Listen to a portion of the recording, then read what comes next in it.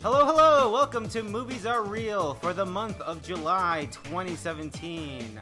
I am your host, Jurge, and I'm here with Ryan Lance. That's my name. And Karrie Lyles. You can wear my name out, I don't care.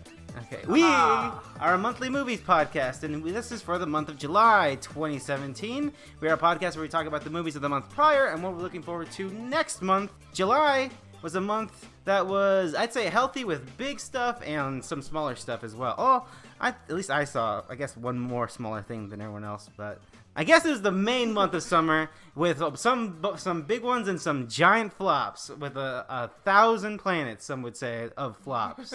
I don't know what you're referring to, but... Spider-Man is what I'm referring to. Okay. But yes, we're talking about the movies of July 2017, and we are opening with Spider-Man, which... Homecoming.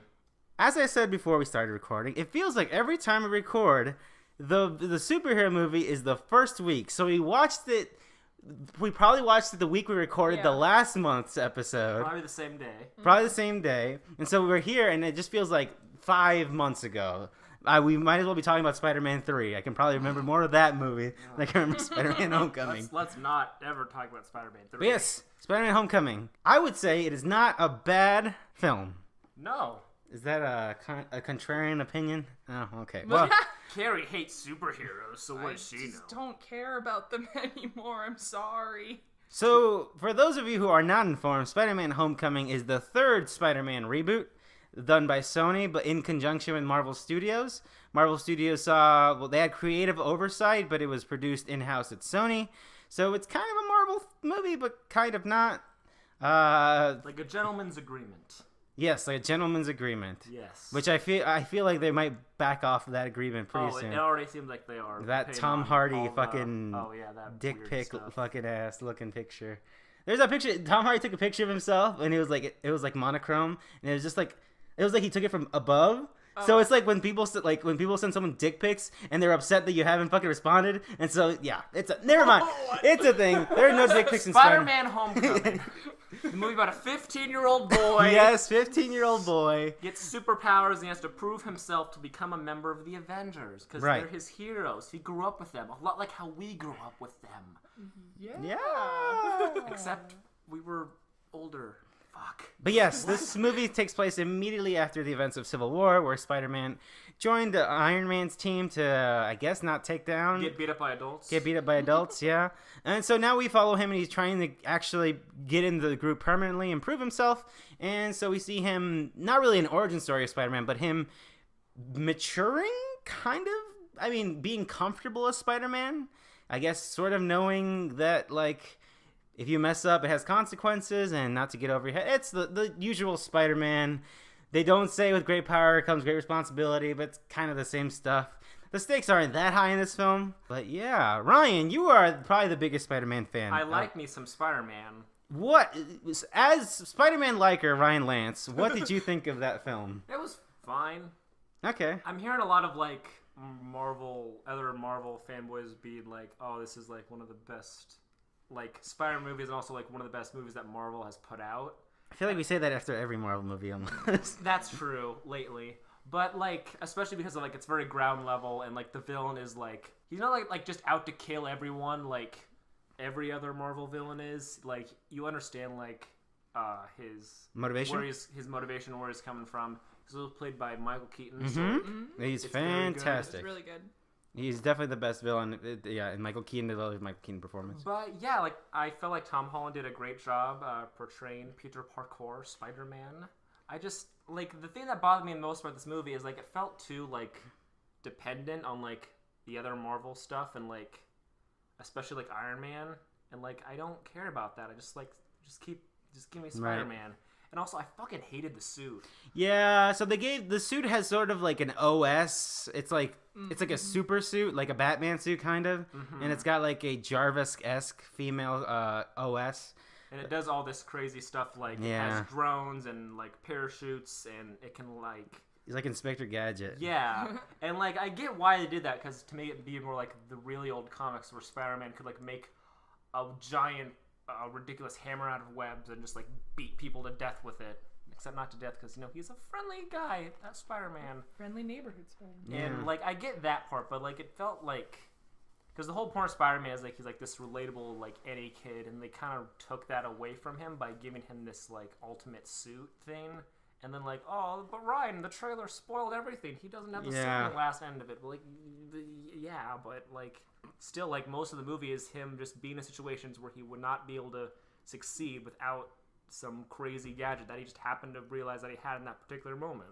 Yeah. And that's kind of like not like using your guts and what you got, what you've learned like as just yourself. The suit is less of like just benefiting him and more of like his only means of succeeding throughout the whole film. And that I don't like that very much. I can see that. He sort of stumbles his way to success. Yeah, and I get that the point of like the movie is like, oh, you actually don't need it because you're Spider-Man, but it's like he did need it. He needed it the entire time, and that's boring. And also like, yeah, I felt like in terms of like his like whole universe, like you know, his relationship with Harry Osborn. Oh yeah. Yeah, Harry Osborn, his best friends, not in the movie. Right. Both Gwen Stacy and Mary Jane Watson and the whole Daily Bugle stuff, not in the movie, and that feels weird to me. Like, there's a lot of like cool side people. Flash like, Gordon's in there. Flash Thompson. Not Flash Thompson. Flash Sorry. Gordon Flash Gordon's a fucking sci-fi fucking movie. Yeah. Yeah, he was in there, and that was fun. But like, I don't know, it felt like it was lacking a lot of like Spider-Man stuff. Mm-hmm. I don't know. Karrie? It was fine. How'd you feel about the movie?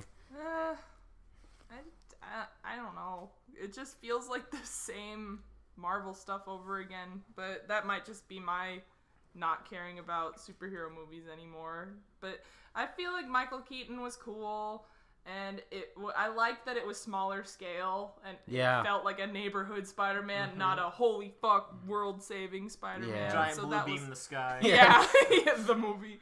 But yeah, and I thought that some of Zendaya's stuff was kind of funny, but also strange. I don't know what they were trying to say, because like she was protesting while wearing a Sylvia Plath t-shirt, like, and I was okay. like, oh, she's a woke teen. I see. Yeah, I was like, exactly. It's like I couldn't tell. Like I can't tell. Like is it ironic? Like I couldn't tell. I can't tell. Yeah, But yeah, totally. Michael Keaton was good. Yeah. I think at the moment I really liked it. I think it's the best Spider-Man movie personally. But I'm not over the moon over. I don't know. I don't think any of the Spider movies are good. Even the first. I think the second one's well written. Yeah. And the performances are good. Alfred Molina's really good in it. The first Spider movie, like it's ridiculous and it hasn't aged well, but like I still love it. Yeah, I like it just because And like it feels very like of its time and like fun. I like it the same way I like Pokemon the first movie and the Ninja Turtles movie. Like it's stuff it's like relics from my childhood, and it's I don't know. And like it's kind of charming in like the ways where it's like. That's stupid. William Dafoe's performance is just fantastic. He is perfect. And anytime Willem Dafoe shows up, I'm like, yep. Yeah, I think Tom Holland does a very good job as Peter Parker. I wasn't as annoyed with him as I thought it was, because I was really annoyed with him in Civil War as Spider-Man. He was just... Spider-Man wisecracks, but I don't know, it just rubbed me the wrong way in Civil War. And I think here, he's a lot better at that.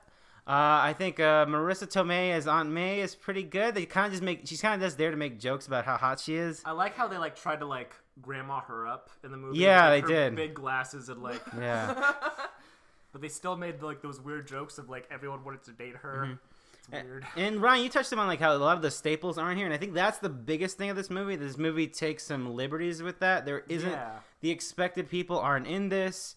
I get why they didn't do that, because they don't want it to be like too similar to the other things and like reuse old aspects of things that have been like done before. But like those things, like at least to me as like a huge Spider-Man fan, feel essential to his character, and like they're just never touched on at all. Like I don't know, like we don't even like get like a reference to like Uncle Ben like, in the movie, and that's like the whole reason he's not using his powers to peek on girls changing into the locker room and like doing like good things, because that was his inspiration. But he's not like mentioned at all. And like I don't want to see him die again. Like that's what I'm saying. Right, but, like, sure. His like influence on his character isn't there. It feels like his only influence is this like asshole billionaire who like happened to pick him up off the streets just because he can do all these crazy things. Mm-hmm. Yeah. I think as Spider-Man movies go, it's pretty good. It is, like, it does a lot of awesome things. It's and way better he's than I funny expected and- it. There's not as much Iron Man as I expected as well. Which is good. There's still enough that it's kind of like, why? Okay, whatever. But yeah, it's pretty good. I don't know if it's just because of the distance. I think I was a lot hotter on it walking out. Maybe I wasn't. I can't remember. It's been so long. You really liked it coming out, if I remember I correctly. think so as well. But I feel the same way about every Spider-Man movie. So I don't know. Like I walked out of Spider-Man 2 being like, yeah, that was pretty good. I still like think that. I still think it's pretty alright. Amazing Spider-Man 2. Yeah, Pretty alright. it's all right. Andrew Garfield and Emma Stone are pretty good together. They are pretty good. Do we have anything else to say about Spider-Man?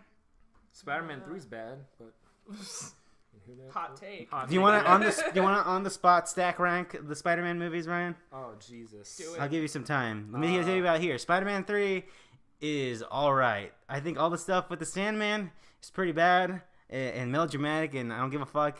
But I think the rest is cheesy in a way that I can enjoy. All right, Spider-Man 2, I'd say is the best one. Spider-Man 2, number objectively. 1. I'm gonna go Spider-Man 1, number 2. Okay. Probably Spider-Man Homecoming. Number 3. Yep, I'd say that top tier. So now we got. Then probably Amazing number 4. Okay. Amazing 2, 2, and number then 5, and 3. Spider-Man 3 number last because it's terrible. So is there a degree for you? Is there a degree of separation between 2 and 3? Like, is there an empty space there? That like something like in between those? No, like I'm not one of those people who's like Spider-Man 3 never happened. Yeah, I exactly. unleashed it from my memory. Like no, it happened, and it was because like I remember it at the time and I loved it. Yeah, me too. I was a It kid. was just I like liked when it a I lot. watched it like as a teenager, it was like it's like that moment where like they take like the nostalgia glasses away from you, and you're just like, oh no, the thing I loved is actually terrible. Yeah. It's like find out your childhood like hero is like some asshole. And, like, I don't know. It's just anyways, Spider-Man. Let's get away from spiders and talk about something a little more exciting. Monkeys. Everyone's favorite. Everyone in this room loves monkeys and apes, especially those who are sentient and have entire film franchises based on them. War of the Planet of the Apes, the third in the rebooted Planet of the Apes series, the second directed by Matt Reeves. I didn't know walking into it that this was going to be a conclusion. But at the end of it seems pretty clear that they're ending it, especially since the movie didn't do great. I think they talked about like a fourth one. Yeah. But like as far as like this story, this is like it. Right. So yeah, we continue. It's a continuation from Dawn of the Planet of the Apes, where we saw pretty much like right where Dawn let off, Right. except a few months later, where basically a war is occurring between the ape colony and the humans. The humans hate the apes because they're blaming them for like the virus that eradicated mankind, and the apes wanting to stop the humans because they're trying to kill them. Mm-hmm. And then, very simple. Right, and then we see that the humans make some moves. I don't know, is this a spoiler? Because I guess the trailers don't make it completely clear what's the main motivation for Caesar in this film.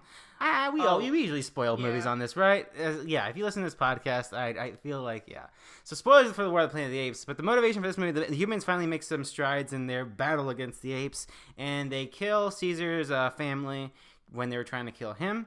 And now Caesar's really pissed and wants vengeance, and so he's going to go find Woody Harrelson and his group and kick some butt. And then his fucking vengeance leads to his downfall, and then his entire tribe is taken, whatever the heck. And so now we see a point, and then we learn a sort of thing that sort of connects it to the original Planet of the Apes, in a way, I guess. Well, they say, like, how did the humans were, like, lost, but they're still humans, so what happened there? And then we learned that the simian flu also was making humans sort of regress. Yeah, the simian flu kind of like evolved, and now it's making the humans like how apes used to be. Mm-hmm. And talking like their intelligence is down, which is how humans were portrayed in the original. Exactly. So that makes kind of sense. And then Woody Harrelson goes renegade from all the other human groups and is deciding he's not fucking around. He's a loose cannon. So yeah, that's that movie. He's a cop who doesn't play by the rules. Yeah. Except we don't like them. So maybe again, I feel like this podcast is nice because again, every time I have actually time to reflect and be like, how do I feel about it? And I think I don't think I was over the moon when I walked out of this. I think it's a good Apes movie. I don't think it's as good as Dawn. I think it's very heavy-handed at points. Specifically, there's a moment where the characters are walking through this sewage system, and on the wall, graffitied is "Apocalypse Now." Hell yeah, I love that. And I was like, okay, all right, cool. a lot of writing in this movie. Monkey killer. Yeah, it's pretty not great. I don't remember the rest. I think of the them. monkey killer was cool, but they kept doing it. Like every one of those soldiers had some dumb monkey killer thing. Yeah. How can we amp up the tension? Someone graffitied the wall because they're so mad. Yeah, it's pretty bad. How does everyone else feel? Karrie, you're not a fan of the Apes movie. No, they're boring. And I don't care. So not a fan of this one either. No. Oh, okay. And do you have any principal bullet point complaints about it? Well, it's very generic. Yes, it is. And, yeah, you can say that. They tried to throw in emotional moments that had no basis, like when the little girl sees her father killed, she doesn't cry. And then when the monkey puts a flower behind her ear and she's like, oh, I like you. And then 2 minutes later, that same monkey who we had never interacted with before is dead now. And she sobs for this monkey. Yeah, that's very sad. But I mean, I guess that could be chalked up to her virus. And now she sees herself as a monkey. So I guess that's a point that they were trying to make, but I just didn't. And she's named after the female lead of the original Planet of the Apes, of her character. But again, this movie made the same choice that Logan made, which I enjoy, which is don't give the kids any lines. then they're better. But she just kind of had a dumb look on her face the entire movie. Mm-hmm. She was a monkey. Oh, right. And the bad ape, the funny monkey. Oh yeah, right. There's there's an he ape. Was not a funny monkey. Yeah, there's an ape who's like the comedic relief is like the burden of that is put upon, and he's from a zoo. He's socially inept. He's socially inept, and he's not. He doesn't know how binoculars work. Oh yeah, that was pretty bad. Yeah. I don't know. It got fun near the end when shit started flying at the camp, but yeah. But you know. Ryan, what are your thoughts before we get into the specifics? I'm a pretty big fan of these monkey movies. You know, I like the original Planet of the Apes. I liked Rise quite a bit. Like it got a lot better towards the end, and then like I loved Dawn of Planet of the Apes. Dawn's great. It was great. I like Dawn. And personally. I liked this a lot. It wasn't like you. I didn't think I like it more than Dawn, but I think it does a lot that is like good, especially in like wrapping up like the story for this character. Kind of like connects all the loose ends with him, and it's like an interesting transition with like all these movies like feeling like so different, especially who he is in each one. So I respect I get that. I respect that about these movies. He does go through arcs in those movies. Yeah. It's true. And he's a monkey, Karrie. He's a monkey, and he's going through personal turmoils like we humans do. Wow. But yeah, there are a lot of heavy-handed moments, like Karrie mentioned, where the ape died and then the flower. Or this movie has a lot of slavery subtext, and I mean not even subtext. It's kind of just there, actually. And I don't know how I feel about it because one, it's very easy, and two, like ape is usually like a sort of racist allegory folks have used for black people, so I was questioning that part as well. But there's a moment where the Caesar, like his vengeance gets the better of him, and then his whole tribe gets captured, and so they're forced to work on this wall for I lost his name. Woody Harrelson. I was gonna say Charlton Heston, and I was like, no, that's the other movie. But yeah, and then he's all like, oh no, I will not work, blah blah blah, and then everyone follows him like, yeah, fuck this, and then they whip him to teach him. And I was like, okay, come on, man. I mean, to be fair, the original Planet of the Apes also was, totally, like, yeah, very it heavy-handed. absolutely had. Like I think that's why like I let that skip by. Just that's true. It like feels so much like that movie. Yeah, totally. Actually, that's a good point. And I guess that in a way it is calling back to that. But for some reason I wasn't in that mindset at the moment. I was just like, okay, yeah, and the fucking all the jokes connects, George. It all comes together. Yeah, sure. It all comes together in the end. These damn dirty apes. Avalanche! Oh yeah, that avalanche came out of nowhere. Avalanche was like just kind of there to make sure they get out of there. Yeah, I love when Avalanche is the catalyst. Right. Yeah, after we gotta go! After the climax with Woody Harrelson's group, they just kind of have an avalanche to make sure the apes get out of there cleanly, and Yeah, it's not. And then the apes survive by getting on top of the trees and Because they're apes. because they're apes, and that's why they're better than humans. Because they can survive avalanche. I feel like not stupid humans. I feel like really in this movie, we really just fucking totally spoiled it more than usual. You know. Yeah, I don't know. Yeah, I don't. I think it's a good conclusion. It's still pretty good. I would say these are 3 solid movies. One of them is really great in my opinion. I think. I just think it's cool how no matter what Karrie says, I think depending on like what the source material is, I think this is like a really like cool, nice trilogy of films. Yep, I think so as well. Out of something that is pretty stupid. Yeah, it's and, like, pretty you stupid. could say that these movies are pretty stupid because like, yeah, talking monkeys. That's totally what I thought. That's what I thought about Rise. I'm surprised like that took off because it's like it's a movie about talking monkeys, and it's just like it feels like there's a time and a place, and they made it work. It helps. Yeah, I think especially with that one is what helped was they really like took their time developing into that. Yeah. I mean, like the ending just kind of like threw all that out the window. Yeah, and then All Dawn. the monkeys can like talk and like kill people. And now. then starting from Dawn into they really gave Andy Serkis like, all right, this is your movie, fucking own it, and he's great.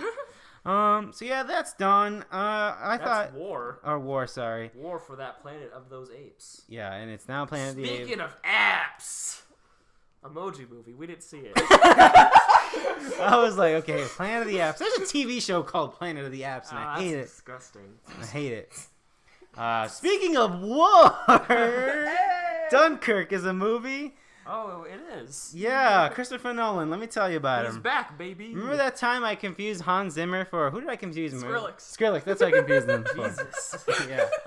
Those are 2 very different people. Yeah. Depends who you talk to. Yeah. Yeah. In certain circles. But yes, Christopher Nolan's next movie, Dunkirk. We saw it. It's pretty good, I'd say. Mm-hmm.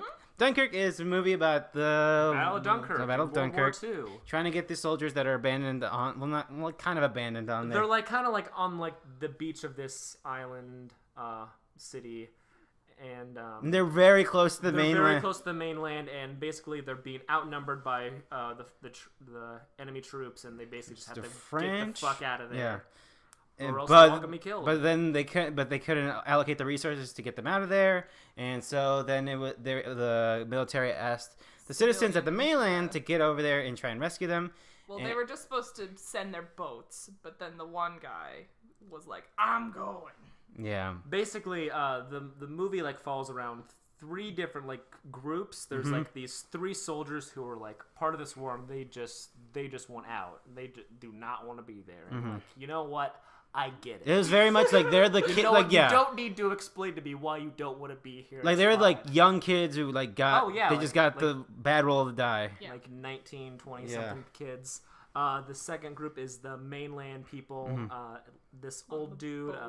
And 2 younger kids. I think it was his son. I think it was his son, and then I think the other one wasn't like a his friend. son. It was like a little someone orphanage who like boy. A little orphanage boy. It really was, wasn't he? I think so. Yeah, I think don't so. remember. Yeah. He mentioned his parents though, because he was Well, like, "I wanted them to be proud of me." But they're dead because I'm an orphan. I remember that line.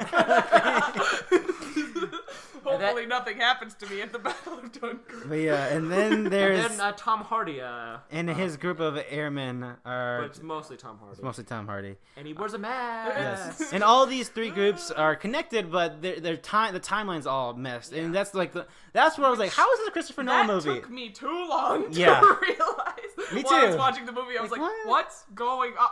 Yeah, it's not very. Yeah, it hopes that you can figure it out yourself. It hopes that you're not a dumb ape. But yes, That's a callback to the last movie we talked about on this podcast. Right, I'm trying to talk about the one Dunkirk. that's in the farthest is the 3 boys on the beach, and the one that's in the middle is the guys in the boat, and the one that's kind of like current-esque is Tom Hardy. Yeah.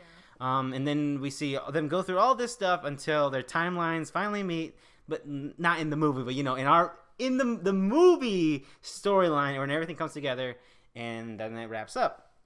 So yeah, it doesn't follow a 3-act structure, and I'd say it helps it a shit ton. I thought this movie is fantastic. It's pretty great. Are you guys fans of war movies? No, I'm not a fan. And that was me neither. And that was the thing, like, walking out, I was like, yeah, that was great, but also, like, I don't know what's been done in the genre, so I don't know how great is this movie. Because, like, I feel like every war movie I've seen has felt very, like, like heavy-handed, like it's trying to like poke you. It's like war, right? This is war. War never changes. Yeah. And, like you're trying too hard. Like I get it already. Like Yeah. it's war, and I feel like this movie did a good job of like explaining it with like how the characters just like they don't want to go back. We don't always need to see what's happening on the battlefield because like you can like see in their eyes. Like, yeah, because they don't talk a lot. Happened. The characters don't talk a lot. They just act, and you can just feel like how they don't never wanted any of this, and it's really well done.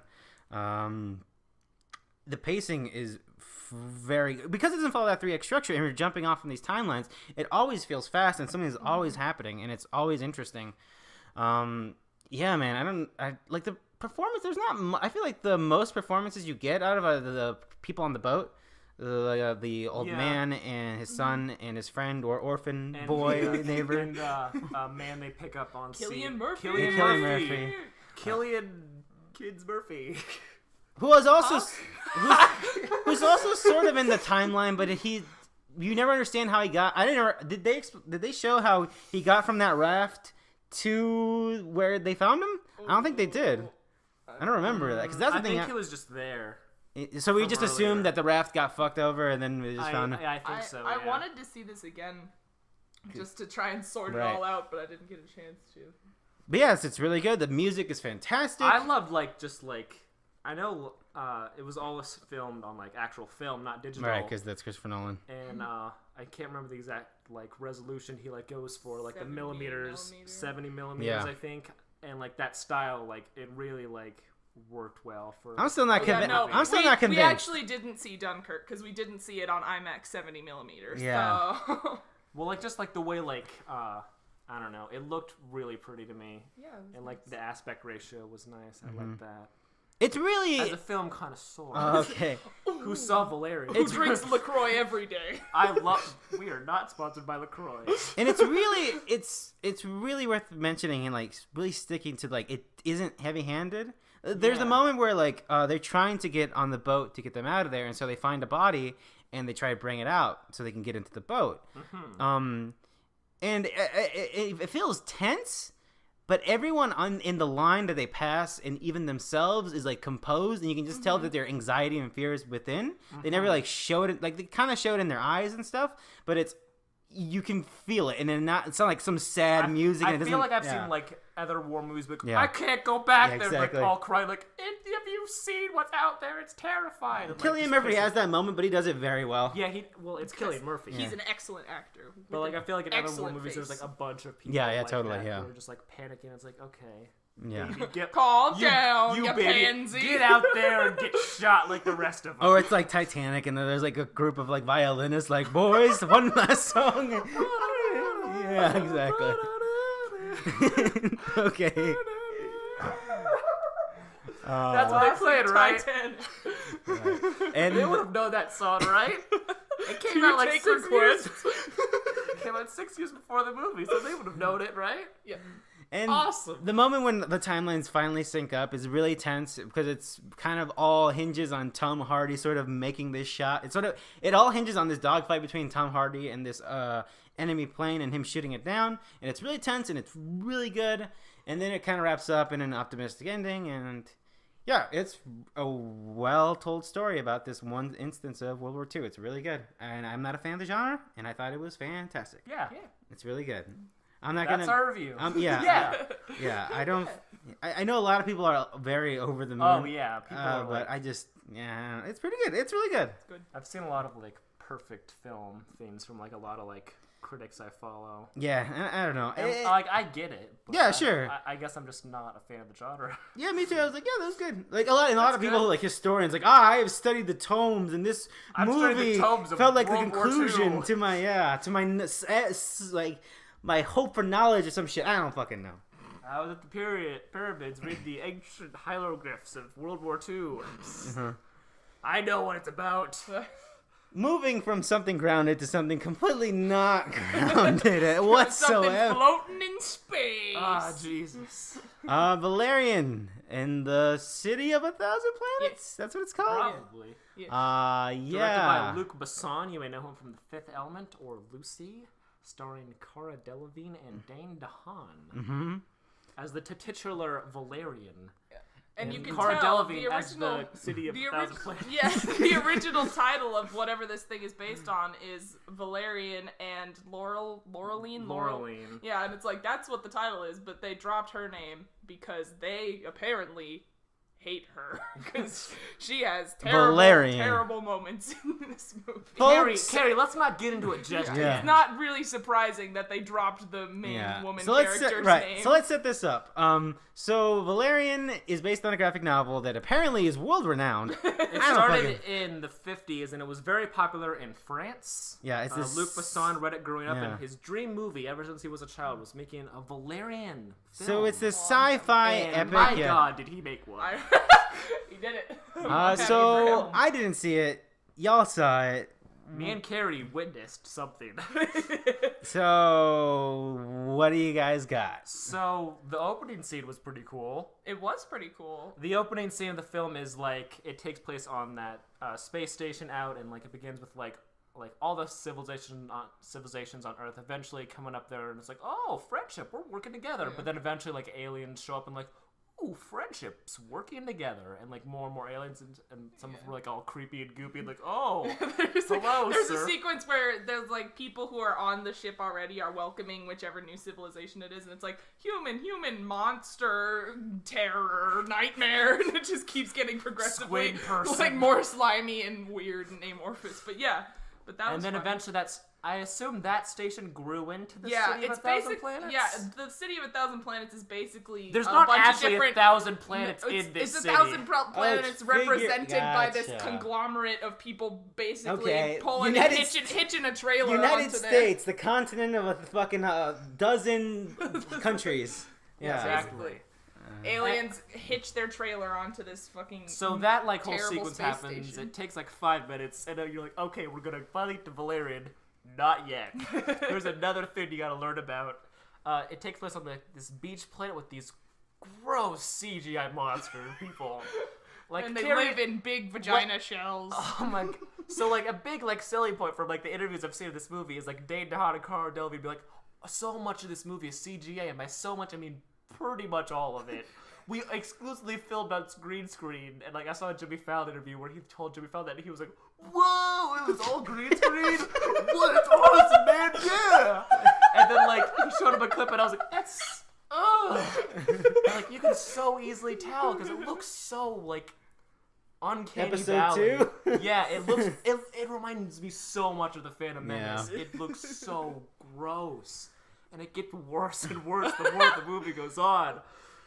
So they're on this beach planet with all these gross people who live in vagina shells. Fish people, and they have pearls everywhere. Like the And girl wakes up and like has a basin full of pearls next to her bed, and she like washes her face with pearls. And I was as soon as yes. they like touch her skin, it like turns into liquid. It's like, it's like, Well, ugh. no, it doesn't. Well, Is this the alien lady from the trailers? Yeah. Yeah, okay. the blue lady.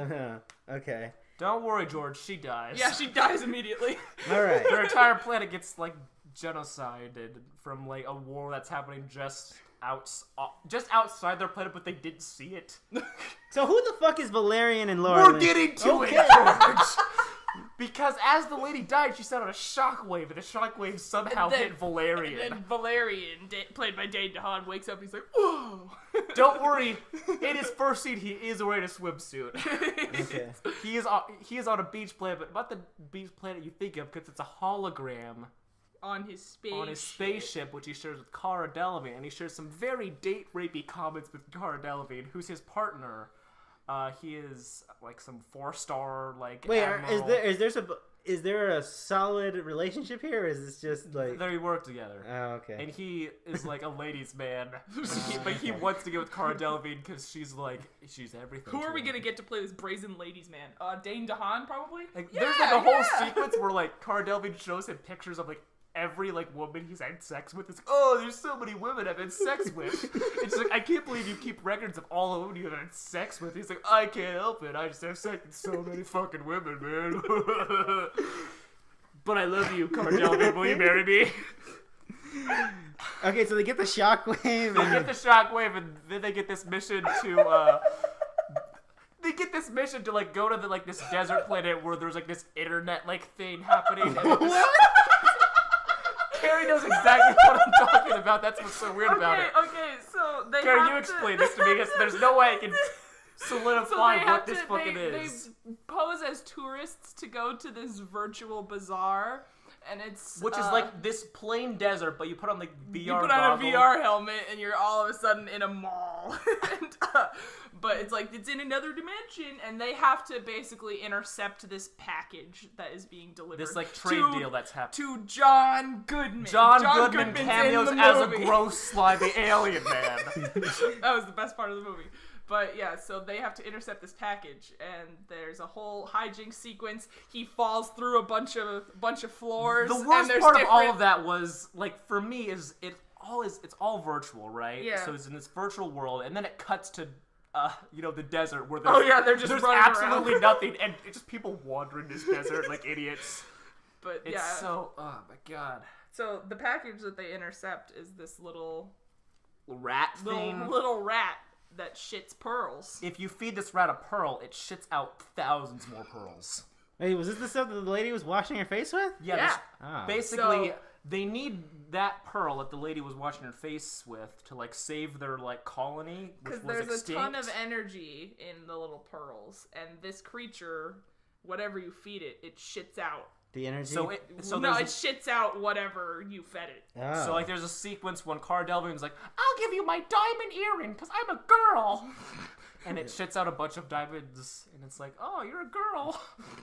Okay. And Anyway. so their goal is to get the thing to the There's a lot going on in this I movie, George. fucking- We're in the first half there was, hour. There was a point in this movie where I leaned over to Ryan and I was like, I spaced out for the last 20 minutes. I have no idea what's happening in the movie now. So, like, jumping forward, so they got the rat fucking thing. And Yeah, basically, baby. they're in the city of 1,000 planets now, Yeah. which is just a fucking nether nightmare of, like, you know the ending scene of Phantom Menace where it's like it's all of that. It looks okay. just as bad. Okay. 1999 CGI, it looks that bad. And basically, there's like this radiation thing happening like in the middle of the like city. at the core, and they can't. And they have to like they can't investigate get what's to it. happening with that. And maybe it's happening like something is happening like maybe the government's part of it. Who gives a fucking shit? It's so fucking like simple, but like everyone speaks about it being like this crazy thing. Oh god, like this grandiose thing you could not possibly comprehend, and how wondrous it is. Yeah, it's all that.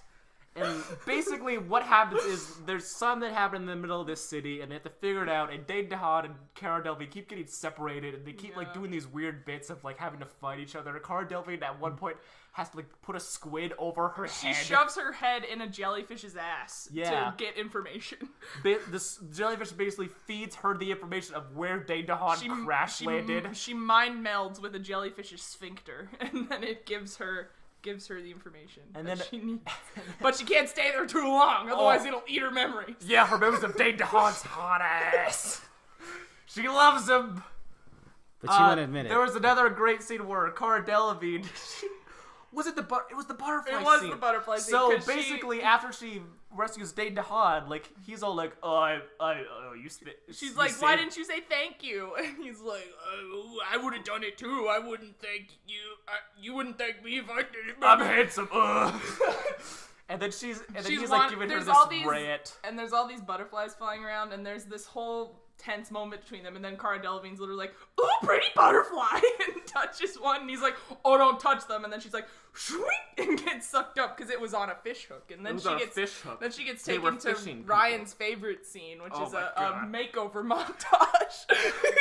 Basically, she's in this jail cell, and this alien that like doesn't like speak the language, or like have like these chips that lets you like speak any language, is like, like it speaks like a monkey. And it's like it holds up dress like, wear this dress, and she's like, are you fucking kidding me? Like she just keeps yelling at this like weird like gross slimy. They're all fucking slimy. They're all fucking gooey. It's weird. And he keeps trying to put her on dress, and she's like, fine, I love dresses. My dress. There was that scene where she. Oh my god. There's a scene. There's a scene where her and Dane DeHaan are trying to like jump into their ship because they're being chased by this horrifying creature, and they land inside their ship and the bay door closes, and they're like, oh, we're safe, and then Cara Delevingne's like, aw, he ruined my dress, and it's like, Anyway, so Dane DeHaan, he knows Laureline, the love of his life, the girl he's proposed to 6 times by now, by the way, has been trapped by these people, and she's probably going to get eaten or something. Or scalped, maybe. Or scalped. Wait, by who? There's this whole society of this is the city of 1,000 planets. There's a Right. lot of cities on there's, this planet. They're basically in like adjacent to the red light district of this place, and there's these they're just like they're the goofy comedy relief aliens, and they're like there's this whole ceremony happening where they're trying to feed the king that guy something, and there's like a whole procession, and they're trying to feed him stuff. And then Cara Delevingne. She gets all caught up in that. But the best scene is Dane DeHaan knows this. So you know where he goes? A strip club. Okay. He goes to a strip club. Well, he goes to a strip club. Well, because he needs, in order to get Ethan in, Hawke, alien man. in order to get into this place, not anyone not of this species isn't allowed, so he has to find a thing to morph him into a thing. And so he needs a shapeshifter. I have lost the thing. So do they need the thing that eats the thing? And We're getting to it. Okay. So anyways, he meets Rihanna alien, which is like... Okay. See, this is where me and Is she Ryan a differ. stripper in I that? really liked that scene I where the hated that movie scene. just stopped dead for Rihanna to have let's see how many cliche Halloween costumes we can have Rihanna try on and dance in. And then There's all like an the meanwhile, entire and Rihanna music it keeps video cutting in back, this movie. It keeps cutting back to Ethan Hawke playing at the piano like, ah. And then cuts back to Cara Delevingne still about to be eaten. So yeah, basically, he eventually gets Rihanna to come with him. They go save Laureline. sneak in. They eventually get to the fucking core, and it's like, oh, They- it's not radiation. Maybe it's a government conspiracy. Who would have fucking guessed? It was Karrie. Was it just me, or was that really obvious? I don't remember. Exactly. That's the problem with this movie. It's so much, and it's just all just the worst. So much of everything. I still don't know what the goal of the movie was. Okay. Basically, the goal of the movie was this whole race of people, the blue, gross people from the start of the movie, were wiped out. Right. And the ultimate goal is to find out why they got wiped out Right. and how they can give them their society back. Uh-huh. Yeah. In the end, I guess they did it. Like, it's really unclear because, like, they were living in, like, the middle center area of this planet for, like, years without no one knowing, and they, like, developed their own, like, home there in, like, this, like... Yeah. One of those, like, rooms in, like, sci-fi movies where, like, you can set it to be, like, anything. Uh-huh. So, like, they The had, like, holodeck. the holodeck, A room of requirement. a room of requirement. So they had, like, a whole room that was just, like, their planet. And they're like, we need to get our planet back. Yeah, we need those pearls and that thing that shits more pearls. Okay. And then, like, Dane DeHaan finds out the government did it, and then the government... Oh, okay, The gotcha. government did it, and then, like, the guy got fired. There was a great scene where, like, he found something out. He's like... like that old cliche. Oh, okay. How'd they find out? That's it? That's... And then, like, they save the day, and then... Dane DeHaan and Cara Delevingne have sex in space, and I guess they're getting married, and they're Do off they? for another Well, adventure. not explicitly. Okay. You don't see. So it sounds like You don't this... see it happen. So it sounds like this movie is really silly and tries to be something grand, and it doesn't really Yeah. reach that. Yeah. Not even close. So my thing is, like, a lot of people said, like, folks, it's time to admit to ourselves that Cara Delevingne does not have a future in acting. Is this that movie that Solar This was her third strike. Yeah. Look, to be fair, the writing for her No, character it was terrible. the writing for her character especially was terrible. And I get that she was Terrible. probably based off like a 50s stereotype of a woman. Right. But like, come on. Come on, man. Like everything about her was just like so stereotypical. Like It sounds like she was just my like... dress, Yeah. all pearls, pretty butterflies. This sounds like she was made like this airhead bitchy character who's Dane like hard to DeHaan, get. But she's like the by the book one of the two of them. Oh. So she's all like rigid in rules, and he's all like, whatever, Cara. Whatever, man. I'm Dane DeHaan, American heartthrob. Every woman wants to have sex with me. And then she has sex with him in the end because fuck. No one can resist the DeHaan. DeHaan. Well, this movie bombed, so It I don't did. think we'll give Valerian 2, and I don't think Disney will have Valerian Valerian world. Land. Valerian Land. Meet Dane DeHaan, star in Valerian. Valerian land. Hey, baby. Hey, baby. My favorite joke in this movie was Cara Delevingne, like she picks up what she believes to be Dane DeHaan, but it's actually Rihanna alien dressed up as him, because like she can morph anything. Right. And Rihanna as Dane DeHaan is like, hey, baby, to her, and it's like ridiculous. It's like Dane DeHaan doing an impression of himself. I don't know. And it's Hey, baby. Hey, baby. It's Good, real good. bad. 10 out of 10. Well, It's real before we bad. move to the next movie, Wish Upon, Rihanna, what did Rihanna's input to this movie was She valuable? died 2 minutes after her striptease scene. Okay, well, And plus, she played just a bunch of CGI monsters. So, like, was she even, like, in it, in really? it, really? Did she just do voices? It's just kind of a one day Did they shoot. put- She was there because she did the dancing and stuff. Yeah, but, like, that could have been, like, one day Yeah, of shooting. probably. Do you think Rihanna did, like, the ping pong ball suit to motion capture characters? Do you I think she would do I that? would love to believe that she would. Like, Anyways. same here, but, like, man. Anyways, Valerian. See it. Don't. Anyways, See it? With a question mark? That's my review. Karrie, were you the only one who saw Wish Upon from us? Uh-huh. All right, so all I know about this movie is that there's a box, and there's this girl who's getting bullied or something. I don't understand. Something. Always some girl being bullied. And she gets this box, and she... It's a metaphor for society, George. Right. By metaphor, I mean it's All right, she literal. finds the Death Note, and she writes the names on the thing. Okay, so she finds this box, and she makes a wish on it, and then it's a monkey's paw thing, and then shit goes bad. Yeah. And it's pretty spooky. much. It's spooky. Yeah. Okay. Tell me about it, Karrie. Is it good? What do you think, George? I assume not. This was directed by what guy again? He did like another bad horror movie. Let me look it up. I don't know. I don't remember. It was something. I remember it was something that you and me saw together. Oh shit. And it was. Ouija just- 2 now. It was just the worst. I don't know, but I will look it up. so she comes into possession of the box when her dad, he's a dumpster diver. Okay. And he Nice. finds this box outside this fancy house, and he gives it to her, and she's a very unpopular girl. Annabelle, the director of Oh. Annabelle. Oh no! Topical. But yeah, I was just waiting for that because I was like, who let this person Mortal direct? Kombat Annihilation. Holy shit! Oh, okay. All right. Now I'm interested. Okay, so she finds her dad goes in the dumpster diver, and she finds it, and she gets sent to the Nether Realm, and Shao Kahn was like, "It has begun." No, but for real. Shao Kahn was in the box, right? He was the one killing everyone. He was the demon.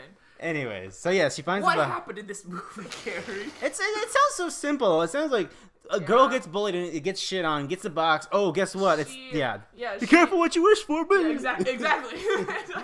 She's like, she wishes to get rid of the popular girl who bullied her. No, this movie is so like trying to be wired in on teens. It's one man. of the worst examples I've ever seen. There's literally a scene where I like the main character that she doesn't just like let the bullying happen. She tries to like talk back to these okay. people. And there's a scene where the popular girl walks past her, and the main girl is with her two also outcast friends, and they're laughing. And the popular girl's like, "I'm sorry, what were you laughing at?" And she's like, "Oh, I wasn't laughing. What'd you say?" And then she's like, "Oh, I just called you ultimate smegma." And the girl's like, "What does that even mean?" And then one of her, one of the main girl's friends is like, here, I got you, and like hands her a cell phone. And so there's a scene where she's literally reading the Urban Dictionary definition of smegma to this popular It sounds like, girl. oh, okay. And so there's that. And then one of her friends is also playing this Monster Hunter game the entire time. So Pokemon Go. And she's like, "I have to get to the An next augmented level." reality game? Like, Yeah, oh, okay. exactly. She's holding her phone up and catching okay. monsters. And so yeah, it's a very hip. You said Monster Hunter, which is the name of like an Actual game that's called Monster. Oh! Sounds like she's playing Monster Hunter, huh? Okay. No. Man, It's edgy. Pokemon Go, but with monsters. Garfield Go. She was Garfield. Oh, yeah. That's a real He's always game, by Karrie. the lasagna. Yeah. And I'm trying to find talking points in this movie, but it seems like there's nothing to say about it. There's nothing much to say. The kill scenes are funny. Okay. Like basically, she makes the most superficial wishes that you would ever expect. Right. Like, they set her up as this, like, no, there's more to her than meets the eye character. I'm not every girl. She wishes that the popular girl's gone. She wishes that the most popular boy in school would love her. She wishes that she was the most popular girl in school. And it's like, I don't give a shit about this dumb bitch. And then, the death scenes are kind of funny. Like, my favorite one is, because basically the crux of the box, and it's all written in Chinese, so she can't read it, but her school offers Chinese, so she can kind of read it, because she's in Chinese class. And, then, she sees that you can make wishes, and but every time that you make a wish, there's a blood price that has to be paid. And so it keeps killing people. And the first victim is this estranged uncle that she talks to once in the movie. That must have really affected her. Yeah, it was really, really, really upsetting. But, so he dies he's getting into the tub, and he slips and cracks his head on the edge of the tub on the back. But, not dead yet. He kind of wakes up, he's like, and he jolts and hits his forehead on the bottom of the faucet. And that kills her. That's just really depressing, because that just sounds like it's something that could actually happen. Yeah. Maybe that was completely unrelated. Yeah, to the box. Funny. And then there was another, but, she's, the main girl's like, I wish that she would just rot. And then she wakes up, and then they're like, her face is falling. Yeah, they're just like... It's oddly specific. Yeah, like, that's what I thought when I was watching the trailer. Like, who's like, I wish you would rot. She's just that quirky. Ryan. But the other funny death scene is, there's several funny death scenes, but, there's this neighbor lady that like, any character that this main girl talks to, then she doesn't talk to many people, so you're like, oh, well, I guess that person's gonna be the next blood sacrifice for this demon box. And the lady is she's fucking with her garbage disposal, and it's very, very intuitive cinema, because it's like, oh, it's faking you out. It's like, oh no, her hand's in the garbage disposal, it's gonna get ripped off. Okay. But then there's a steaming pot behind her on her stove that she keeps reaching for, and it's like, oh, the pot's gonna explode, maybe? I don't know, but then she goes back to the garbage disposal, and her braid falls in it, and it rips her braid, and it breaks her neck. And I was just, because she can't quite reach the switch, and then I was thinking to myself, okay, your garbage disposal couldn't handle those fucking baby carrots, but it can break your neck. But, yeah.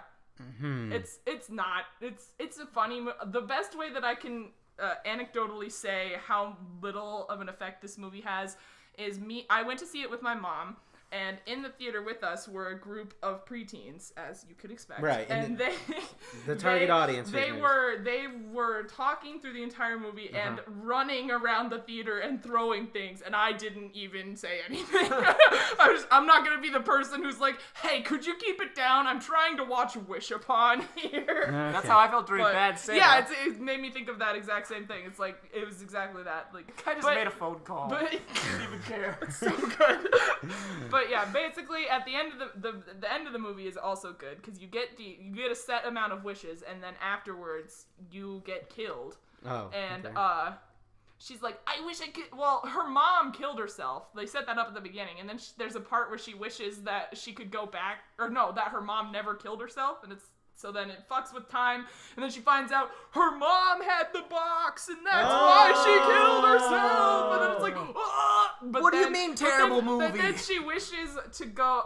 She uses her final wish. She's like, I wish I could go back to the day and never find this box. And so she gets rid of the box, or she has this love interest friend aside from the popular boy, who. There is more to talk about with this movie, because the way she words the wish is she wishes that he was madly in love with her, and he turns into a psycho stalker. Hell yeah!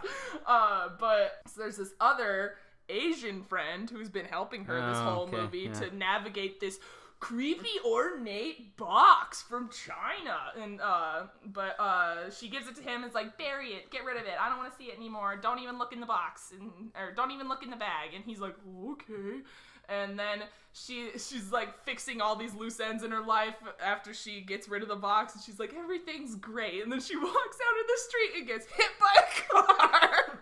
It it was comical. Like she got hit Final by the car. Destination. Like Mean Girls, fucking. Yeah, but she got hit by the car, flung into the air, lands on a different car. She got hit by the popular girl.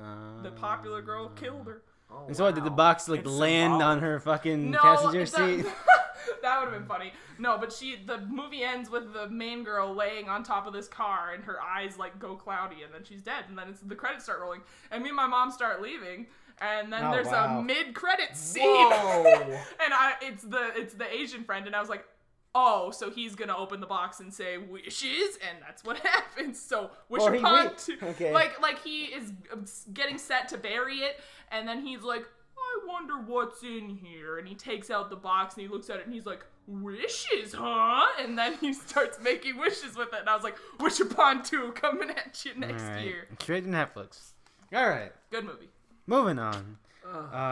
I think this movie, last month we were talking about, this is the movie that we wanted the most to be good, but we were not sure was going to be good. The Emoji Movie. Oh, God. You already made the joke, Ryan. That up. God damn it. T.J. Miller was in. No.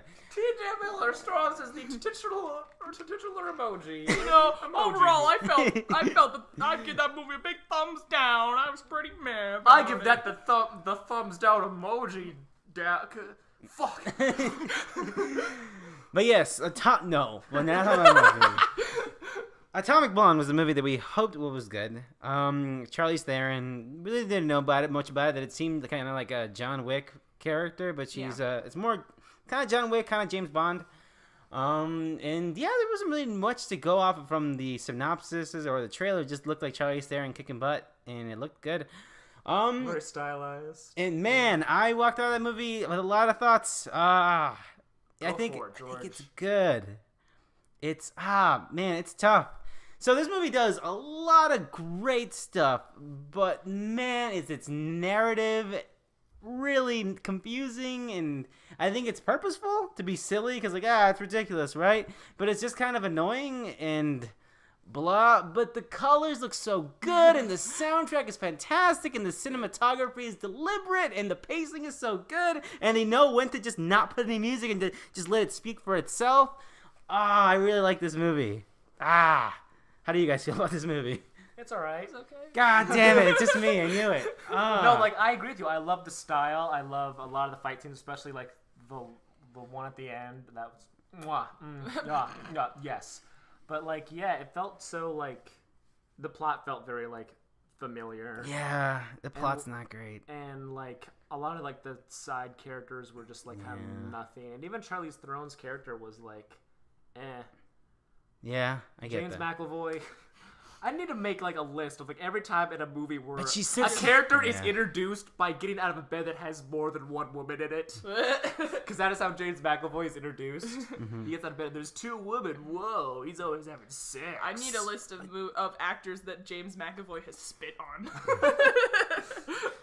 Yeah, I didn't like James McAvoy's character. I didn't like the Charlize Theron's love interest stalker character.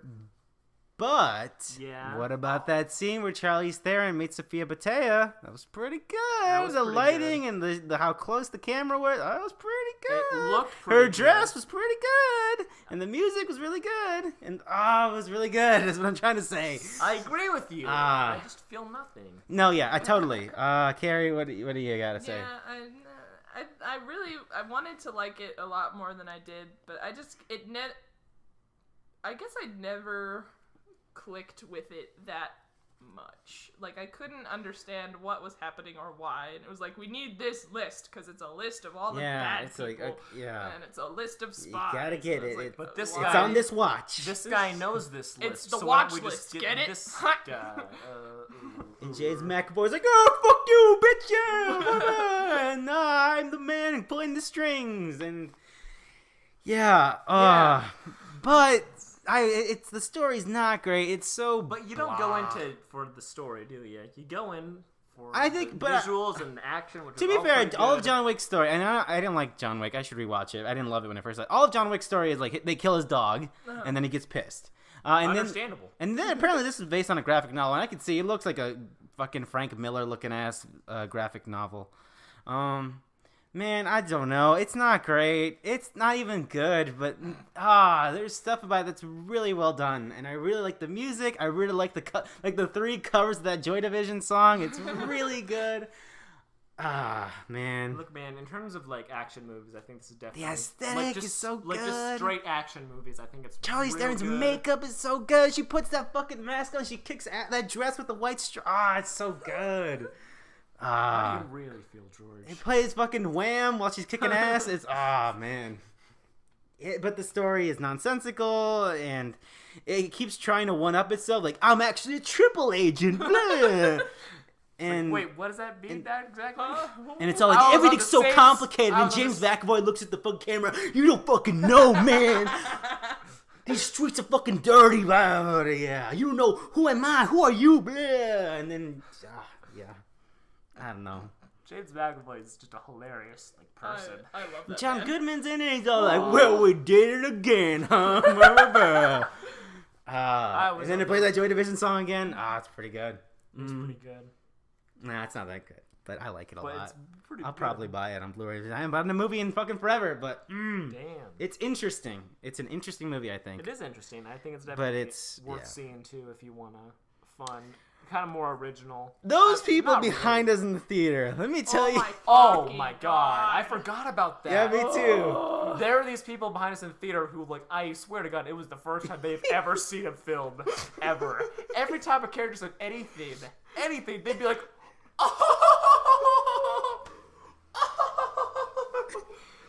like everything, like Charlize Theron would just like call someone a bitch and they would lose their shit. Like, that's just a thing you say to someone while you're kicking their ass, not a joke. What's your problem? It's like the sort of people I feel like, I don't know, like just like it's like the greatest day of their life when they saw the fucking Deadpool movie. Like, Oh my god. it's just. Yeah, I would be more mad at that guy, but I feel like that was me during Pirates of the Caribbean 5. That's the guy. That's the captain. That's Captain Caribbean, and that's him right there. Is that all you gotta say I about forgot Atomic about Blonde? that. Is That that was- all I have to say about Atomic Blonde? Probably not. Let me think. Yeah, I think the supporting cast. I think it's a very good supporting cast, but I don't think they do much with them. Mm-hmm. Apparently, this is produced by Charlize Theron, so she had some Yeah, stake I in remember it. And I don't know. It's really good. The action scenes are pretty good. It's directed. I didn't know it was directed by the director of John Wick. Yeah. Has she redeemed herself since Furious? Oh my 8? fucking Yeah. god! I mean, I could let that go, but that movie was very bad for her. That was bad. Oh man. So she's back. I guess. She's back, baby. Charlize Theron. Theron. You heard it first. The thing with Charlize Theron She's is back. that she kind of takes a lot of jobs, so it's her career is kind of like ups and down. I think like the peak was probably Mad Max Fury Road, but like she like did Dark Places, which wasn't very good, and yeah, Snow White and the Huntsman or The Huntsman. Remember that movie? Oh, just The Huntsman? Yeah, that was a sequel. So yeah, let's move on Let's to get to the movie we've all been waiting for. Oh, We've man. teased it 1,000 times in this podcast. The Emoji Movie? No, Ghost Story. all right. Ryan Lance, Master of Bits. Master of Bits. Ghost Story. A24 produced film. Starring Casey Affleck Casey and Affleck. Rooney Mara. Yes. It One is of my favorite people and one of my least favorite people. Take a wild guess. it is this movie that sort of has a take on life and sort of has some like some heavy ideas. And we see Casey Affleck as this sort of artist guy, and he meets an untimely death, and he's kind of a ghost. I'm like, not kind of. He is a ghost, literally a ghost. The most ghosty ghost I've ever seen. And so, and it sort of reveals that, like, in this world of the movie, that like people can choose to be ghosts, like in a ghost that they have unfinished business, and they choose to stay. And he chooses to stay, and he sees Rooney Mara, who is his partner when he was alive, and he just sees like how her life goes and what happens after that, and there's this sort of note that she leaves before she moves out of this house that they lived in, and getting that note that's in the walls is sort of his goal, I guess. I think that's how he finds unfinished business. that's his unfinished business. And yeah, that's the setup for the movie. Before I talk about this, I really want to hear Carrie's thoughts. Yeah, on this before we movie. get God. Unless you want one of us to go I'll try to first. be I'll be nice. Do you want to go first, Karrie? Karrie, you have to. Really like this movie. And it sucks. Because I know that these people are like, these fucking depressed people are gonna love it. They're gonna eat this shit up. And I'm like, nah, oh my god. This movie did something to me. Like, I was having existential thoughts at work the entire day the next day because I was just thinking about this movie. And, like, I can see that it's like, it's saying that, like, time is important and you don't have as much time as you think. But time goes on and time is really big. And it's like, I can see the shallowness of parts of it, but I still really like it. So yeah, is it just like the delivery of that? Because that is the story. That is what the movie's about. Like, this is the most, like, because people say this shit all the time where it's like, that movie's really more of an experience. And it's like, most of the time it's like, you usually like spit on people, like, shut up. Like, all those quotes in the trailer where it felt unbelievably hyperbolic and as a writer just felt self-masturbatory. But then when I was true. But it happened to me. I felt those feelings and I was like, oh my god, I'm gonna die tomorrow, then I'm gonna have to watch my family stop caring about me. So what is it that you think, like, did it for you? Because the thing with this movie, and it's immediately apparent, and if you're not into this movie, you feel like... you'll know right away if you're not into this right movie. away. You'll feel like, oh no, I gotta fucking leave right now. Because that's kind of what went through my mind. Because this movie is unbelievably slow. Especially, like, the moments that, like, really set up, or I guess give you the weight of death. There's the longest long shots I've ever seen in a film. And, like, you know what pissed me off the most about this movie? Oh, okay. Like, I fucking loved those so much. Oh, man. I love them. Every time it, like, did, like, a long shot that was, like, fucking, like, 3 to 5 minutes of just one thing happening. I was, like, in myself, like, yes. Please let the camera stay on this for, like, 2 more minutes. The point it's of the point of the movie, and I get it, and I fucking loved it. Like the scene where they're just like in bed forever. The scene where she's just like putting trash out on the lawn. The pie scene. So, like, without doing too much of a spoiler, Rooney Mara typed this in a lot of There's interviews. not much to spoil it. Not really. But there's a scene where Rooney Mara just eats an entire pie, like, out of, like, she's, like, guilt eating. Yeah, like, the landlord brings a pie once he dies. Yeah. And then she just, like, sees it and she just eats his whole pie while crying. And Casey Affleck is just watching her, unable to do anything. And she eats the entire fucking pie in one shot. And holy shit, I loved it. It was so awesome. I got nothing, man. I'm sorry. And I totally get that. Yeah. I don't know what is physically wrong with me to love that scene so much. I think the worst part of this movie is the party scene. Oh, where yeah. the fucking philosophy That's professor, when the movie shows its hand, like, okay, if I had any stakes, I'm out, because fuck you. Because it felt like the movie was... Because I was feeling the feelings that guy was saying before he laid them all out on the table. Let me explain. Yeah, and I was like, because I was having those feelings, and then the movie was like, okay, you probably don't understand this really high art movie. This is a movie. So we're gonna have this professor explain it to you. But I feel like everyone who, like, didn't get it would have left already. Because, like... Yeah, I was like, what's the point of this scene? I don't understand. Like, yeah, like, I love this movie a lot. That scene blows. Like, I also love this movie, but, like, there's that scene and, like, the scene at, like, with the Latino family that moves in. Oh, there's some problems with that scene too. Like, I love a lot of this movie, Sure, but like, those two scenes like really like took me All right, let's out. go into the Latino scene. So what's up with that? Because I have thoughts on it too, and yeah. It's basically like the family moves in, and like I get like the Because frustration of like these other people are in your house, and we sort of have this idea that it's not the best house, so it's kind of cheap. Also, did you guys get the feeling they owned it or rented it? I couldn't tell. I don't know. But yeah, it's not the best house. It's kind of old. Yeah.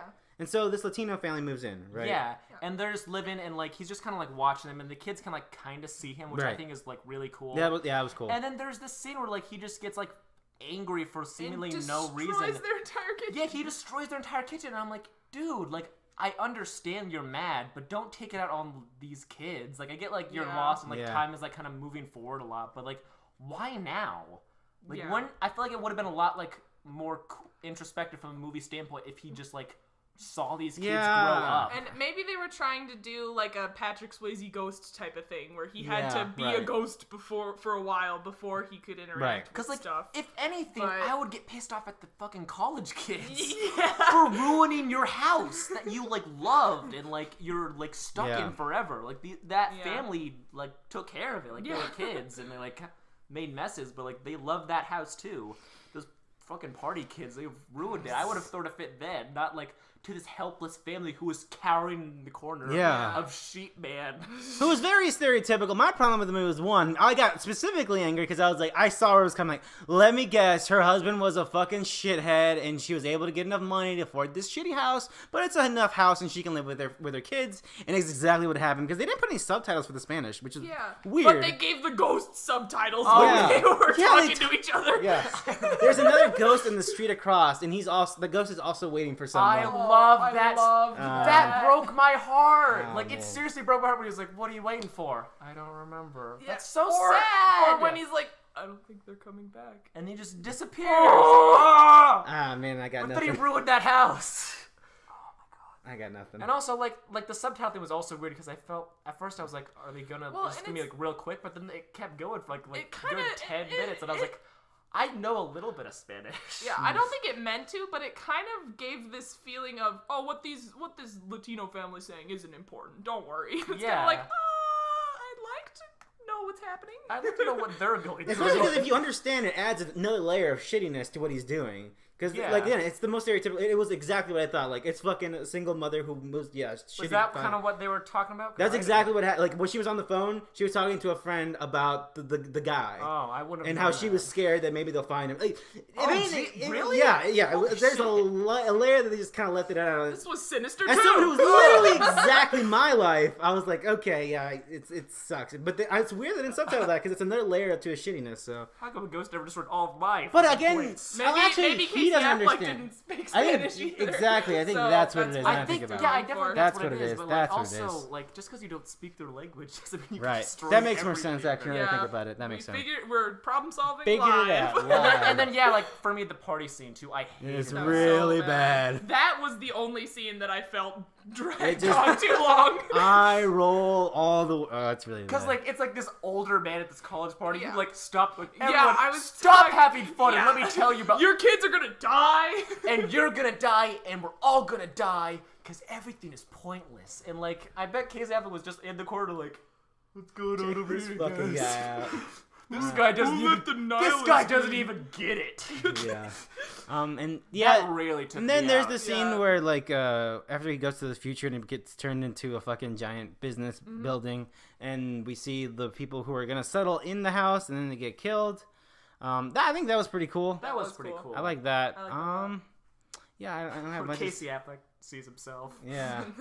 Oh yeah, where Casey Affleck sees himself. Yeah, I made a joke that I was like, eventually it's just gonna be a room full of Casey Affleck Yeah. looking at each other. I really wish there would have been a scene where like Casey Affleck is watching himself and he just says to himself, "I was a fucking asshole." 'Cause, like the scene where like he's like talking to like the realtor lady and just like annoying Oh my her god, to death. I can't hear you. Because I'm playing this piano. What? What are you saying? I'm an artist. If you keep playing, I can't. You won't be able to hear me. Yeah. So But yeah, yeah.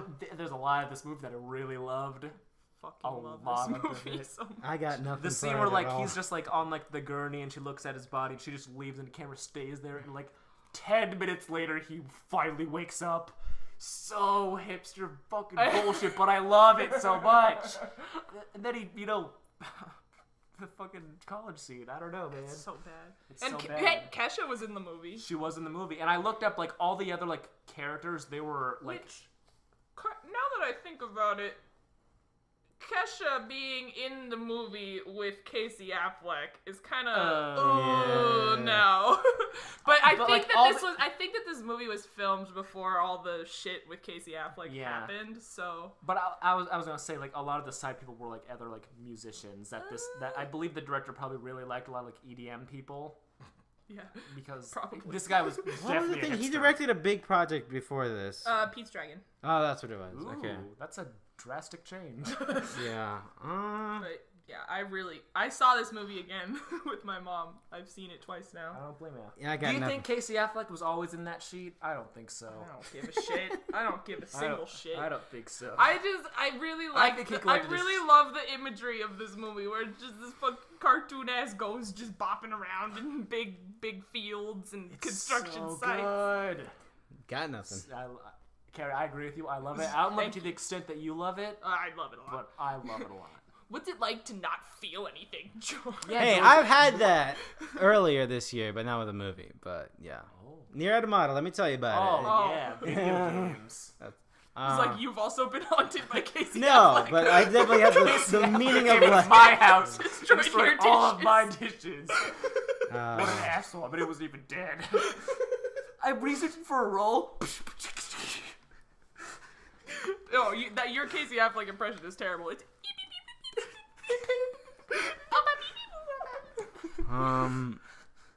Anyways, A ghost story. If you're fucking hipster trash like me and Carrie, I would definitely recommend it.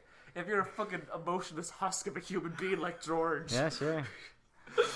Or walking in knowing that. Oh, actually, we all knew what was going. What it was, but it This resonated movie was with you guys. exactly Oh, what I expected, but I already knew that I would like what I was Yeah. expecting. And you were I like, knew. that's gonna be stupid That's bullshit. gonna be- But yeah, that's the movies of July. It's a bit weird for the movies of August because we've seen 2 of these. I saw this one early. It's still not out by the time we're recording. But let's start with the biggest release, probably. Yeah, it's the biggest release. And probably the... From the guys who brought you King Arthur, Legend of the Seven Sword.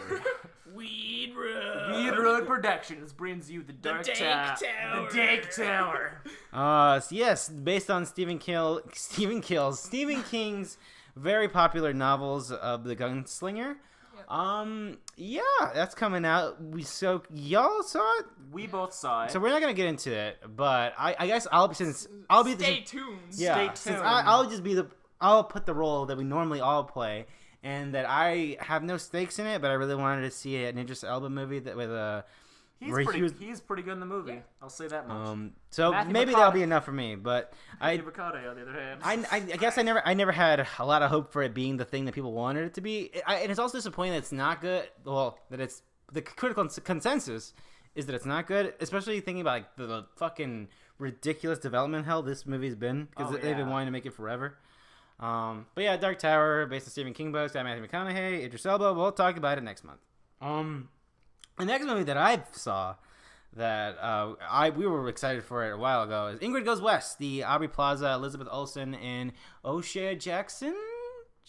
Yeah, O'Shea is his first name. I forget his last name. But yeah, it's this movie about. Well, the trailers don't really explain what it's about, but it's Aubrey Plaza plays this woman who's sort of obsessed with people on social media because she's sort of lonely, and the movie explains it. I don't want to give any spoilers, but yeah, you guys should be looking forward to it. That's what I'll say about it. Is it more of a comedy? Is it more? It of a is drama? way more of a. It is Okay. it's a straight up comedy. You can't really tell what the movie's It's very about. like character driven, I assume too. Kind of. That's what I got from like It's the a trailer. dark comedy. Okay, it's like the Cable Guy. Yes, it's like the Cable Guy with Jim Carrey and Matthew Broderick. Carrie, don't give me that look that does not translate into audio format. Speaking about Elizabeth Olsen, Wind River. This is the Same one with thing. Elizabeth Olsen, right? Yeah. Elizabeth Olsen, Jeremy Renner. Oh no. So I can't remember much remember about the this trailer. movie. Does anyone else remember more about it? It's them investigating a murder in that Alaska, happens. right? Wyoming. Wyoming, That okay. happens on a Native American reservation, and I just think it looks interesting and good. It's like the same people from Hell or High Water and Sicario, or however you say that. Yeah, Sicario. Or Sicario, if you want to be very fancy. But Well, I've never been fancy, but yeah. I don't really get anything from the trailer though. It just seems like it doesn't inspire me to go watch it. Yeah, I don't know. It seems okay, I guess. Looks like a discount Fargo. That's what I thought. I don't know. I had to put movies in here. And boy, did you put movies on that list. Listen, when I went through the list of movies coming out that the first time before I put on like the maybe we'll see this movies, it was Dark Tower and Annabelle and Death Note, and I was like, well, we need something. I just thought of one that is coming out, but I don't have no intention of watching it. Good Time, the next movie by the director who did Heaven Knows Best, or something like that. Oh yeah, the Daniel Radcliffe. No, No, Daniel Robert Radcliffe. Pattinson. Robert Robert Pattinson. Pattinson, Yeah, yeah. that's what I meant. Sorry. Right. It seems to either take place in New York, and they're criminal, smuggler. something like that. And they're criminals, and his brother goes to jail, and he's trying to bust them out. And it seems like Have you guys read? Heaven Knows Best was a wild fucking movie. Have you guys heard like the interviews that Robert Pattinson has been giving around these movies? I'm just gonna say look into that because like I don't know if it's all accurate, but it seems. Oh, is it about the dog? Yeah, I did hear Oh, about that. the dog? The Is that dog. the one? Yeah, Yeah, you that's the masturbate movie the where- dog? Wouldn't jack off a dog? Yeah. I don't I'm know. not gonna see Good Time. I'm hearing from like different sources because like I heard that and I was like, "There's no way that's real. It can't be." It's a that's dog the worst- story all over again. Yeah, but like I'm hearing like from he's told some people it's a joke that he's telling, but he also went on Jimmy Kimmel and like said the story, and like I read that and the audience was like they weren't really laughing because Ryan, like, I think you have a new competitor for Master of Bits. Master of Bits. But yeah, Robert Pattinson of your this movie doesn't really do much anything. best bits. Didn't really do much for me. Yeah, I don't really care to. No, I It's never by- saw it's by- Heaven. It's by A24. Yeah, and I never that's saw interesting. Heaven Knows whatever the hell that movie's called. Yeah. Someone should look it up before so I can finally get that name right. But that movie looked way more up my alley than this one, which is also a movie about drug and addiction. But that movie seemed fucking wild. It seems like it's really doing a lot of crazy editing stuff. Yeah. And this kind of just seems... There's two trailers. The first one doesn't make it seem abnormal whatsoever. And then the second one alludes to it, but I'm not so sure how much... But either way, I'm not that interested, to be quite frank. Well. I'll just call my friend Robert Pattinson and tell him that you will not be buying a ticket to his next hit movie. What's it called again? The Emoji Movie? We're back at it again. Annabelle. Annabelle Creation, brought to you a prequel because Oh, fucking god damn it. It's a Prequel prequel about the spin-off, about the origins, about the one... God damn it. but it's directed by Lights Out guy, who me and Karrie really like. I like him a lot. As He's a a good person. He hasn't really proven himself with his I mean, movies so far. But apparently Lights this is Lights Out good. feature films, but I mean, Lights Out was okay for what it was. I never saw it. For like a Sure. PG-13 Yeah. for a PG-13 movie, I feel like it's as good as it could get. Ryan, if any other person had directed that movie, you would have been like, "This is trash garbage." That's probably true. I don't know. It had fun ideas. I don't know. No, there was parts of it that were good, but it was just very, very cliche and But yes. was. straight. Yeah. It's just weird to me that you defend that movie more than you defend The Conjuring 2. Yeah, that's true. I really do not like The Conjuring That's true. 2. That's a good point. But yes, it also has the actress who played the little girl in Ouija 2. Yeah. Hey, Ouija 2! Ouija 2 is good. Right? That's a movie that would... Oh. Yeah, I don't know what you're saying. Yeah, you're out. Yeah. I just don't like. I'm not a fan of the Conjuring universe. Or whatever. Ouija's not in the Conjuring. It pretty much is. No. But yes, Annabelle, I'd never asked for It's a prequel. It takes place in some all-girls school. Apparently it's good, according Yeah, to it has the... a crazy Rotten Tomato score as of. Annabelle, the original, was not good. It was Terrible. bad. It's pretty bad. It was an awful movie. That doll just sat there, and creepy things happened around it. There's the That's Satan not a good Man. movie makes. There's a Satan Man. I also have here Logan Lucky. I don't know anything about this movie, but I've seen ads for it. It It's has. a heist movie. It's Heist got movie? Adam Driver and Channing Tatum are That's who the he Logan is. brothers. Okay. And it's got a bunch of other people that I know, and it looks Personally? from the yes, yeah, they're all in my contacts. But it looks like I've only watched a couple trailers, and I just really liked the style of the trailers, and I thought it looked like a funny movie. It's a heist movie where it looks like they're trying to intercept the money that is transported that is tied to this big NASCAR race somehow, and he's like, I know how they move it. And Daniel Craig plays this like crazy prison guy who's gonna help them do it, and it just looks kind of wacky and fun. And I hadn't heard anything about it before I was looking at movies for this coming month, Okay. and I saw the couple trailers, and I was like, huh. And I just saw some advertisements for it. Speaking of movies that I've only seen advertisements for and don't know anything about, The Hitman's Bodyguard. I wouldn't have known what this movie was. It took me a while. Like, what's that movie? This is the Oh, yeah, Ryan Reynolds. and Samuel L. Jackson. Which one's the hitman and which one's the bodyguard? It's That's Samuel the joke. Jackson's the hitman, but yeah, I don't know. But Ryan Reynolds is his bodyguard, and Samuel Jackson's like, "Ha, you're gonna be my bodyguard, but I'm a hitman." Jokes. Yeah, I don't really. Remember Deadpool, guys? I was pretty good at that. People tell me. August, looking great. I saw Life recently. Oh. It's okay. It's all right. It looks like an alien movie. Okay, I had heard that movie was comically bad. I didn't think it was that bad. I think it was fine. I don't know. I mean, it's cliche in points, but anyways, Life's okay. And yeah, life's okay. Life is terrible. The anime mans. I'm back. Tell us about this book where people write words in it. Death Note is a movie on Netflix. It comes out later this month, directed by Adam Wingard, George's boy. I like Adam Wingard, but based Blair Witch, on the best. Blair Witch is. I have the opposite taste of horror movies. Yeah, apparently. Yeah, it's based off the Japanese manga and anime series, but not really because they have taken quite a few liberties with that.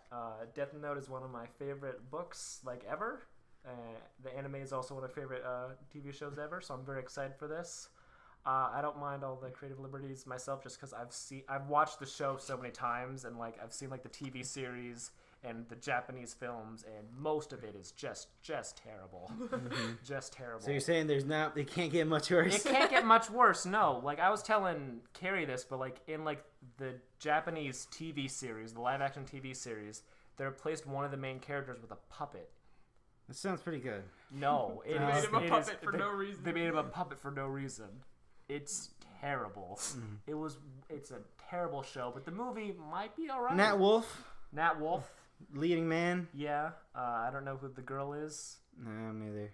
But Nat Wolff, you may know him from the Big Brothers band, or Naked Paper Brothers Town, band, or Paper's Town. Was he the one in Fault in Our Stars? Yeah, he was blind. He was boy. the blind blind one named Isaac. And that was his ticket to. That's the kind of symbolism John Green. gives John you. Green is such a good writer. Yeah, I watch Death Note. I don't really care. I've never seen anything Death Note. You never seen it? I know it's years, and you think years of people like telling me that it's extremely good, I'd believe them and You actually gotta watch all 2 seasons. Karrie, there's 3 seasons. No, there isn't. Karrie refuses to watch it after a certain point. You'll know it when you see it. Okay. If you ever watch the movie, we'll watch the TV show, which I don't know. It's short. It's pretty short for a series. Yeah, right. Yeah, yeah. I'm taking a stand. You're taking a stand here. Right, it's actually a lot shorter than you remember because it's only 2 seasons. Yeah. So yeah, like, I'm excited for Death Note. I'm as I could be. interested. I'm not excited to see the Willem discourse. Dafoe. Yeah. Willem Dafoe actually. plays Ryuk. The Shinigami. The Shinigami Ryuk. He likes apples. Likes apples a lot. Mm-hmm. That's perfect casting. I don't wait till that's the perfect casting. They don't even put him in a CGI Yeah, that's pretty suit. good. You just gotta put Willem Dafoe to tell me he's a demon. I'm like, all right, I believe you. All right, just make a Willem Dafoe noise. Perfect. Wow, beautiful. So yeah, I don't. Yeah, the discourse it has. It's gonna be great. bad. It's not. And like, I get it. I totally. Get Yeah, it. sure, But, like, totally. I've seen so much of this franchise that like Is already bad. I'm fine with people doing whatever because like it's still there and it's still good, so it's not like this is gonna ruin it for me. Ghost in the Shell did ruin that movie for me. And that was pretty bad. Oh man, I keep forgetting about that movie. I keep hearing people defend that movie lately. Fucking whatever. And I do not. Oh yeah, I do not agree with that at all. It's not even awful. It's just unbelievably uninteresting. And Exactly. That's and- what I tell them. Like, yeah, but like it looked good. It's like, yeah, but so did the original one. It's also not racist. yeah. Anyways, that's an episode of Movies Are Real for July. Thank you so much for listening. If you are a listener, I assume, since you've gotten to this point, thank you for listening. But we've always been very bad about plugging things, mostly because we forget, and mostly because it feels shilly. But if you are a listener to the show, and if you could do us the grand favor of reviewing us and rating us on iTunes, it'd be great, because I genuinely think we put on a good show here, I think. And if you could spread the word, that's how the algorithm fucking bumps shit off and makes it more discoverable, whatever. But it helps a lot. Usually folks do this for a new podcast, but I don't know. We might as well be a new podcast. We have some people who listen. But if you do listen, if you could do that, that'd be great. And of course, you can find us on the internet doing things, saying stuff, hot takes. Probably I won't be one of the people complaining about Death Note and how it ruined the thing, whatever the hell. I will not be. I'll probably find some reason to like it. This guy Nat Wolf, he's Nat Wolf's okay. Nat Wolf, right? Nat Wolf is definitely okay. That's a fact. That's a fact. But yeah. There's one thing about that guy I like. It's that he's okay. He's all right. That guy. Yeah. I have no strong opinions for or against him. Remember Paper Towns? Cara Delevingne wasn't awful in that, was she? She wasn't in it most No. of the time. That's true. That's true. I remember Paper Towns being all right though. I don't know. That movie was just kind of. I feel like for a movie written about teens, it could have been a lot worse. Well, yeah, but I don't know. I've just become disillusioned with John Green, and I just don't like him anymore. You're not excited for his upcoming book? Does he has an upcoming book? I heard that somewhere. Oh shit! I think I saw it's like probably about a greasy white boy. There's a girl that he likes a lot. my story. William Dafoe. My story is finally being told. William Dafoe in Fault in Our Stars. I forgot until I just. Holy shit! It all comes around. There you go. I am at Frying Pans on Twitter. Right, I am at J Cruz Alvarez 26 on Twitter. At Karrie Lyles. Thank you so much for listening. Movies Are Real, and we'll see you next time. Bye. William Dafoe.